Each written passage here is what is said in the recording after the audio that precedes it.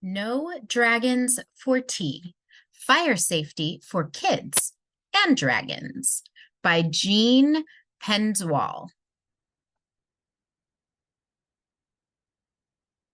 One warm sunny day at the end of last week, my mom and I went for a walk to the creek. As I raced down the hill in my little red wagon, I veered to the left and smacked into a dragon. I suppose he could see there was fear in my eyes as I jumped to my feet, quite filled with surprise. He sheepishly grinned and stepped out of the way, but he seemed so polite that I asked him to play. He had a cute bear and some other toys too. With my shovel and pail, we'd have oodles to do. We ran to the creek and then onto the bay, where we played on the beach for the rest of the day. Then Mom waved and said, "Now it's time to go eat. Let's pack the red wagon and head up the street." It's hard to stop playing with friends, old or new, so I asked if the dragon could come to eat too. Mom wrinkled her brow and squinted her eyes, looking up at the dragon's incredible size. I begged and I pleaded, then said, very sweet, "We won't make a mess. We'll be tidy and neat."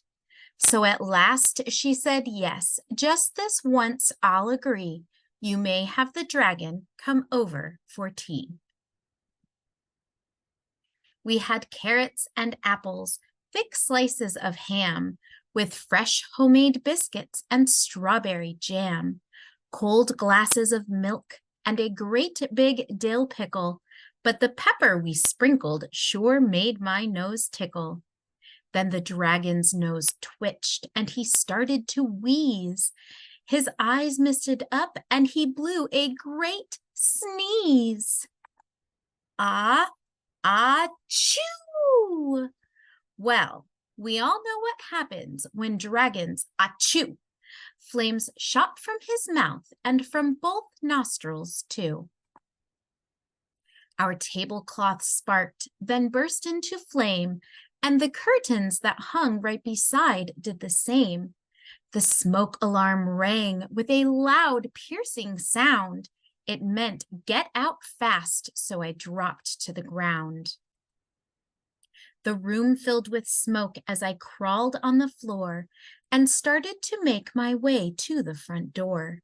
The dragon got scared and decided to hide, but I knew when there's fire, we must go outside. I grabbed his thick tail, and with one mighty tug, I pulled that big dragon from under the rug. I crept down the hallway and said, "Follow me. I know the way out. We must meet by the tree." So Mom and the dragon and I all met there. Then that silly old dragon went back for his bear. We ran up and caught him and wouldn't let go. And I said, "Listen, dragon, here's what you should know. Don't ever go back. That just will not do. We can get a new bear, but we can't replace you." Since the fire was burning inside of our home, we went to the neighbors to borrow the phone. Mom knew what to dial and said, calm and clear, "Here's our full street address. Send the fire trucks here." Before very long, down our street they came sailing, with bright red lights flashing and loud sirens wailing. The fire crew rushed to start work on their tasks. They were dressed in big boots and wore helmets and masks. They hooked up the hose and ran into the house, where they sprayed streams of water in order to douse the tables, the curtains, our lovely snack too, and it didn't take long till that fire was through. The fire chief called out the door with a shout, "The smoke made a mess, but the fire is out." My poor friend the dragon knew he was to blame, so he hung his head down and wept great tears of shame. One of the fire crew said, "Don't be sad. You knew what to do, and that we're quite glad. You all got out safely. That's really what matters." Then she shook us to see the big pump truck and ladders. The dragon put on a shiny red hat, and I asked to see where the fire crew sat. She showed us the siren, the hoses and lights, and the ladders they climb up to reach higher heights.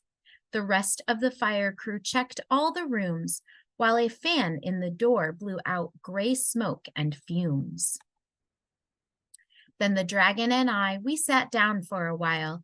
I reached up and hugged him. He gave me a smile. The next time the dragon and I want to play, we'll pack up a picnic and go to the bay. We are friends, tried and true, the best we can be, but I'll never again invite dragons for tea.